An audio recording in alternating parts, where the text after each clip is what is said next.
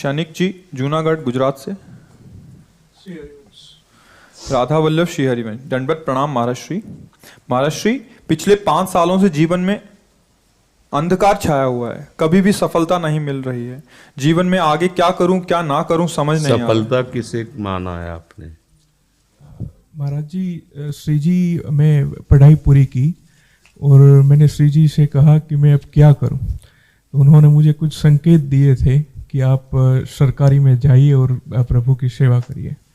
फिर सफलता नहीं मिल रही उसमें एग्ज़ाम में, और अब है। आप हमारी बात समझिए, आपको श्री जी ने संकेत किया और आप सफलता नहीं प्राप्त कर, दोनों बातें झूठी है ना, दोनों बातें झूठी हैं। आप सत्य को स्वीकार कीजिए। श्री जी के संकेत को आप जानने लगे। आप श्री जी के संकेत तो तभी जब आप उनकी मन की बात जान लेना, तो आप कितने बड़े सिद्ध हो गए। और फिर सफलता किसकी चाहते हो? प्रकृति जन्य की। आप श्री जी के संकेत को जान जाओगे तो श्री जी के प्रेम की सफलता चाहोगे, लोकवत नहीं। और ये लोक की सफलता, सुनो पहले, प्रारब्ध के अधीन है। इसकी सफलता के लिए श्री जी से प्रार्थना मत करो। हमारी बात समझना। विद्यारण्य जी एक बहुत बड़े महापुरुष हुए हैं। उन्होंने अपने माता पिता को सुखी करने के लिए, धन प्राप्ति के लिए गायत्री अनुष्ठान किया। ब्राह्मण कुल में जन्म हुआ था। एक पुरस्चरण 24 लाख गायत्री होता है। उन्होंने एक पुरस्चरण किया, 2 पुरस्चरण किया, एक बार भी कोई धन की प्राप्ति नहीं हुई। आखिरी में उन्होंने संन्यास लिया। जीव संन्यास लिया, माता गायत्री प्रकट हो गई। उनका अब इंद्रासन भी मांगो तो आपका, तो बोले अब क्या जरूरत है, अब तो वैरागी हो गया, विरक्त हो गया। माता पिता भी पधार गए, उनकी सेवा के लिए अर्थ चाहना। 23 पुरस्चरण किए और आप तब नहीं आई, तो उनका तुम्हारे अनंत जन्मों में ऐसे 24 महापाप थे जिनके कारण मैं नहीं आ पा रही थी। अब वो 23 पुरण से चरण से नष्ट हुए, पुरस्चरण से, और 24वां तुमने संन्यास लिया, तो अब आप जो चाहो पर। बोले अब चाहिए ही नहीं, क्योंकि अब सन्यासी हो गए, अब तो ब्रह्म प्राप्ति के लिए। तो इससे आभास होता है कि अगर हमारा बुरा प्रारब्ध है तो हमको भोगना पड़ेगा।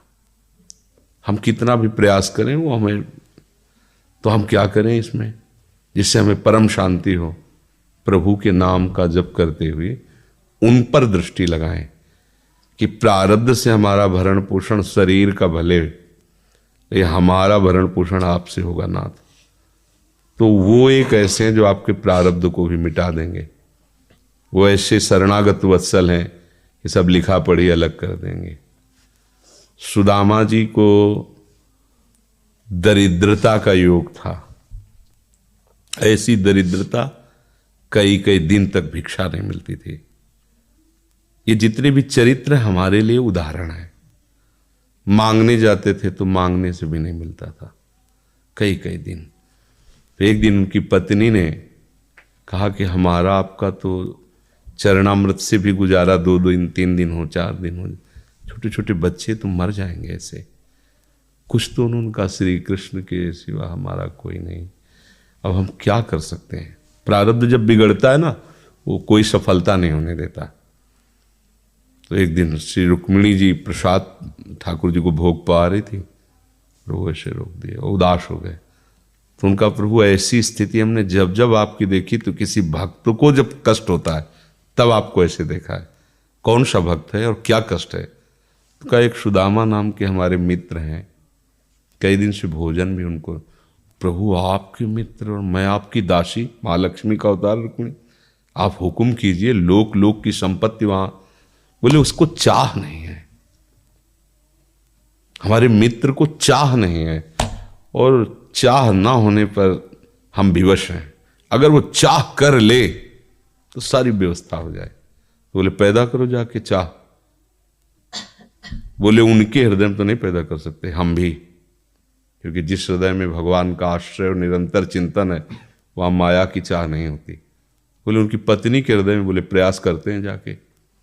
भगवान संत वेश में गए, भिक्षाम दे, वो निकली। अतिथि का सत्कार करना गृहस्थ का धर्म होता है। हाथ जोड़ा और कहा, हम असमर्थ हैं, आपको भिक्षा नहीं दे सकते। क्यों? बोले हम अपवित्र हैं, हमारे ऊपर सूतक लगा हुआ है। किस बात का सूतक? हमने एक पुत्र जन्मा है। तो ठीक है, हम 10-12 दिन बाद आ जाएंगे। बोले नहीं, आजीवन अपवित्र रहेंगे। वैसा कौन सा? बोले दरिद्रता रूपी। विद्वान की पत्नी है तो ऐसे उनका दरिद्रता रूपी पुत्र का जन्म, अर्थात सीधे कि मैं नहीं दे सकती या देने योग्य नहीं, ऐसा न कहीं उनका मैं अपवित्र हूं। तो उनका दरिद्र कैसे हो सकती हो? जिनके पति के मित्र द्वारिकाधीश भगवान श्री कृष्ण है, वो दरिद्र कैसे हो सकता है? एक बार कहो ना अपने पति से। चले गए। जो सुदामा जी आए तो उन्होंने कहा कि देखो आज एक अतिथि आए थे, उनको मैं कुछ नहीं दे पाए, मुझे बहुत कष्ट है कि मेरे पुत्र और आए हुए अतिथि का भी हम स्वागत नहीं कर सकते, उनका भरण आपके मित्र द्वारिकाधीश प्रभु श्री कृष्ण है। सुदामा जी ने कहा, बोले चले जाओ ना, वो कुछ न कुछ सहयोग कर देंगे। तो बोले हम ऐसे मित्र नहीं बनाए कि वो हमारा सहयोग करें, कभी नहीं, मर जाऊंगा पर उनसे ये नहीं कहूँगा कि आप हमारा। बोले मत कहना, दर्शन के लिए तो चले जाओ, वो सुना है इतने उदार हैं कि वो जाने पर ही दे देंगे। सुदामा ने कहा दर्शन के लिए तो जा सकते हैं, बहुत दिन हो गए, ठीक है, पर मित्र के पास जाए तो कुछ लेके जाना चाहिए, मेरे पास तो कुछ नहीं है ना। पड़ोस में जैसे किसी से मांगने गई तो अरे समय जब बिगड़ता कोई नहीं होता साथ। एक ने थोड़ी उदारता दिखाई तो चावल पछोरने पर जो आगे कणका होते चावल के, जो प्राय वो लिए सुदामा जी ने कहा हमारे प्रभु भाव के भूखे, कुछ ले जाएंगे, खाली हाथ तो नहीं है। पोट्री में सारांश में बता रहे हैं, द्वारपालों ने देखा कि हड्डी हड्डी शरीर में कई जगह से फटे वस्त्र, बेवाई फटी हुई, मतलब दिखाई दे रहा था दरिद्रता की मूर्ति है। तो उनका किससे मिलना है तुमको? तो उनका श्री कृष्ण से। बोले संभाल के बोलो, क्योंकि पार्षद है, अनंत कोट ब्रह्मांडों के नायक प्रभु के ऐसे बोले कोई श्री कृष्ण को ऐसे गली आए, उनका जाके तो तुम बोलो ना, श्री कृष्ण से जाके कह दो कि एक सुदामा नाम के ब्राह्मण आए हुए। पार्षद गए, प्रभु बड़ा अजीब आदमी है, आपका नाम बिना किसी सभ्यता के ले रहा है। वो कह रहा श्री कृष्ण से कह, सुदामा कूद पड़े, भगवान दौड़े। वो पार्षद वो सब की ब्रह्मा जी शंकर जी आते हैं तो वहां खड़े रहते हैं घंटों, भगवान ऐसे भागे जाके। सुदामा जी को पता था ना, हमारे रुक्मिणी जी के महल में रुक्मिणी जी के पलंग पर बैठाते हैं, स्वयं चरण पखारते हैं सब। अब ये वैभव, क्या हालचाल है, कैसे हो? प्रभु आप सब जानते हो, आपकी बड़ी कृपा है। तो ब्याह हो गया, हाँ ब्याह भी हो गए, बच्चे भी हो गए। हमारे पास आए हो तो कुछ तो लाए ही होगे। अब वो सड़े से कपड़े में चावल, कैसे बड़ी बड़ी वो वैभव, महारानियां सब भगवान का। चुप ऐसे बोले, देखो फिर चूक कर रहे हो, हमारे हिस्से की चोरी पहले की थी और फिर चूक कर रहे हो। और उन्हें हिम्मत नहीं पड़ रही थी, इतने महामहिम प्रभु को कैसे हो तंदुल। भगवान ने ऐसे छीला, ओहो आज तक मुझे ऐसा स्वाद नहीं मिला। भगवान बड़ाई कर रहे, देखो रुक्मिणी जी की आंखों में आंसू आ गया उधर से। भगवान पकड़ लिया हाथ, बस प्रभु हम आपकी सिवा नहीं रह सकती हो। भगवान तो सुदामा जी का स्वागत समान कुछ दिन, अच्छे कपड़े पहनाए। जब चलने लगे ना तो भगवान की तरफ वो देखते, मतलब कामना नहीं पर कि देखा पत्नी कह रही थी जाओगे कुछ न कुछ, चले प्रभु, हाँ ठीक, इधर से ऐसे चले जाना, हाथ भी खाली। प्रभु ने कहा देखो ये कपड़े जो है ना महंगे हैं, रास्ते में तुम्हें चोर बदमाश तुम अपनी पोशाक पहने इनको उतार दो। बोले बड़ी कृपा, कपड़े भी उतार लिए और रास्ते में सोचे जा देखो निगेटिवली सोच रहे, मेरे श्री कृष्ण मुझे कितना प्यार करते हैं। उन्होंने इसीलिए नहीं दिया कि ये दरिद्र कहीं संपत्ति पाकर मतवाला होकर मुझे भूल न जाए। मुझे कितना प्यार करते हैं, प्रभु के प्यार में मगन होकर सुदामा पूरी खड़ी जैसे द्वारिका। तो उनको भ्रम हुआ कि मुझे लगता है चलते चलते मैं पुनः द्वारिका आ गया। तो वहां पूछ रहे हैं कि ये किसका है।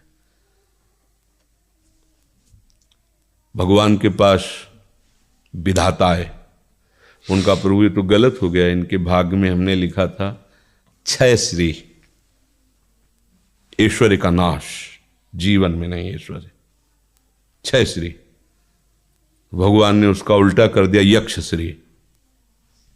जैसे कुबेर का अथाह धन का खजाना, त्रिभुवन का खजाना वही है कुबेर के पास, ऐसे कुबेर का खजाना यक्ष श्री। तो कहा प्रभु, तो उनका इन्होंने एक पुण्य किया है, अनंत ब्रह्मांडों के समस्त जीवों को तृप्त कर दिया है। प्रभु खुद को खाने को नहीं तृप्त, बोले मेरे रोम रोम में करोड़ करोड़ ब्रह्मांड वास करते हैं और इनके तंदुलों से मैं तृप्त हो गया। अनंत ब्रह्मांडों का भंडारा हो गया, उसका जो पुण्य होता है लिख दो इनके भाग्य में। अब किसी की चलेगी प्रभु के आगे। तो एकमात्र प्रारब्ध को मिटाने वाले भगवान है, कर तुम अकर तुम अन्यथा कर तुम। तो आप भगवान की शरण होकर उनका नाम जप कीजिए और उनसे प्रार्थना कीजिए कि आपको उचित लगे तो समस्या का समाधान कर दीजिए, नहीं तो मुझे समस्या से लड़ने का बल और विवेक दीजिए, बात बन जाएगी।